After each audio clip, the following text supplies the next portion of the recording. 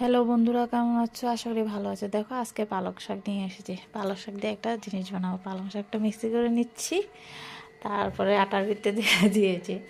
আজকে না একটা খুব স্বাদের জিনিস বানাবো।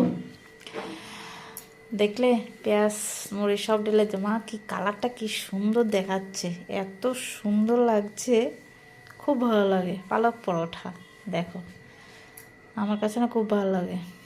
আমি আজকে কেটে দিইনি পালকটা, কিন্তু দুর্দান্ত কালার এসেছে। মিক্সি করে তারপর ঢেলে দিয়েছি, আর একটু চানা করে নিয়েছি খাওয়ার জন্য। কি কালারটা না, এর ভিতরে একটু ঘি ঢেলে দিয়েছি, আরও টেস্টি। আমার ছেলে বলেছে মা একটু পালক পরোটা বানাও। কালারটা কি দুর্দান্ত এসেছে দেখো, খেতে তো আরও দুর্দান্ত লাগবে। ছেলে বলছে মা পালক পরোটা বানাও, তাই বানিয়ে দিলাম একটু চানা দিয়ে। বাস, এত টেস্টি টেস্টি আমার ছেলে এখন দেখো খাচ্ছে। টাটা।